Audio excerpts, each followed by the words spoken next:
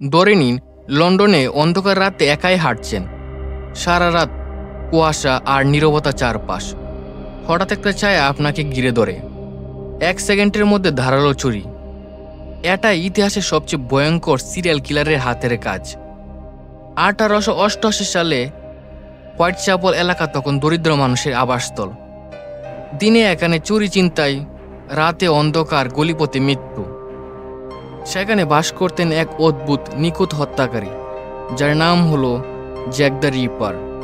বন্ধুরা, এই ভিডিওতে আমরা জানবো কে ছিল জ্যাক দ্য রিপার, কেন তাকে ধরা যায়নি, কিভাবে সে এত নিখুঁতভাবে হত্যাকাণ্ড ঘটাতো, আর আজও ইতিহাসে সবচেয়ে রহস্যময় সিরিয়াল কিলারের পরিচয় অজানা কেন।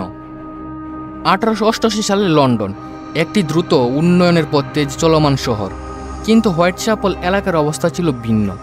দরিদ্র মানুষের জন্য ফ্ল্যাট ছিল অপর্যাপ্ত, ছোট ছোট ঘর, গলিপথ শুরু, অন্ধকার আর অপরাধে ভরা। প্রতিদিন লোকেরা ঝুঁকি নিয়ে বাইর হতো।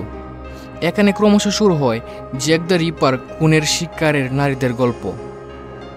সেখানের সামাজিক অবস্থা, অর্থনৈতিক চাপ এবং নারী সমাজের দুর্বলতা সব মিলিয়ে খুনি সহজেই তার খুনের পথ তৈরি করতে পারত। 31শে আগস্ট 1888 সাল ভোরবেলা মেরিয়ান নিকোলাস নামের একজন নারীর প্রথম খুন হয়। দেহে ধারালো ছুরির আঘাত ও ভয়ঙ্কর অবস্থা। পুলিশ পৌঁছানোর পর প্রমাণ কিছুই পাওয়া যায়নি। এটাই ছিল ইতিহাসের প্রথম নিশ্চিত রেকর্ড করা খুন। লোকেরা আতঙ্কিত, আর পত্রিকাগুলো নানা প্রকার গল্প ছাপাতে থাকে। প্রথম হত্যাকাণ্ড থেকে বোঝা যায় খুনি একজন পেশাদার, নিখুঁতভাবে পরিকল্পনা করে হত্যাকাণ্ড ঘটিয়েছে।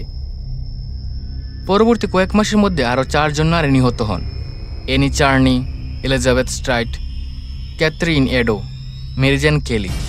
সব হত্যাকাণ্ডের মধ্যে ছিল মিল: নারী দরিদ্র বা পতিতা শ্রেণীর। হত্যাকাণ্ড এতটা নিখুঁত যে কেউ ধরতেই পারত না। ধারালো ছুরি দিয়ে নির্দিষ্ট স্থান কেটে দিত। মেরি জেন কেলির ক্ষেত্রে পুলিশ এমন ভয়ঙ্কর অবস্থা দেখেছে যা পরবর্তী সব হত্যাকাণ্ডের মধ্যে সবচেয়ে নৃশংস বলে বিবেচিত হয়েছে। এছাড়া সব হত্যাকাণ্ডে খুনের নিখুঁত পরিকল্পনা লক্ষ্য করা যায়। যে ব্যক্তি এত নিখুঁতভাবে হত্যাকাণ্ড ঘটাতে পারে সে শুদ্ধ একজন সাধারণ মানুষ হতে পারে না, বিশেষ দক্ষতা সম্পন্ন মানুষ। আপনি কি মনে করেন এমন দক্ষতা কি সাধারণ মানুষের কাছে থাকা সম্ভব? একদিন লন্ডনের পত্রিকা অফিসে আসে অদ্ভুত চিঠি। চিঠিতে লেখা ছিল হত্যাকাণ্ডের বিস্তারিত বর্ণনা, আর নিচে ছিল স্বাক্ষর করা জ্যাক দ্য রিপার। পত্রিকায় নামটি ছড়িয়ে পড়ে। লোকেরা আতঙ্কিত। পুলিশ তথ্য অনুসারে খুনির ধরন বোঝার চেষ্টা করে, কিন্তু এই চিঠি আসলে খুনি লেগেছিল কিনা সেটা আজও অজানা। বিভিন্ন বিশ্লেষকরা মনে করেন কেউ হয়তো শুধু আতঙ্ক ছড়ানোর জন্য এই চিঠিটা পাঠিয়েছে। পুলিশ শত শত সন্দেহভাজনকে জিজ্ঞাসাবাদ করে। ডাক্তার, কসাই, এমনকি রাজপরিবারের সদস্যদেরও সন্দেহ করা হয়, তবে জ্যাক দ্য রিপারকে ধরা যায়নি।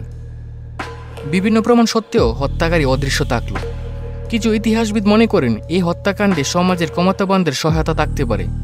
কেউ কেউ মনে করেন এটি একাধিক খুনির কাজ, আর সব দায় চাপানো হয়েছে এক কাল্পনিক ব্যক্তি জ্যাকের উপর। কেউ বলে জ্যাক দ্য রিপার একজন ডাক্তার, কেউ বলে কসাই, কেউ কেউ মনে করেন সে সম্ভবত পাগল বা প্রভাবশালী ব্যক্তি। তথ্য যতই থাকুক, আজও তার আসল পরিচয় অজানা।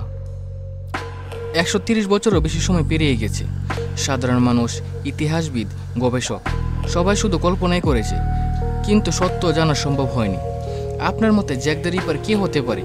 একজন ডাক্তার, কসাই, নাকি ক্ষমতাশালী কেউ? কমেন্টে আপনার মতামত জানান। ভিডিওটি ভালো লাগলে লাইক দিন, বন্ধুদের সাথে শেয়ার করুন, আর নতুন রহস্যময় ভিডিও পেতে সাবস্ক্রাইব করতে ভুলবেন না।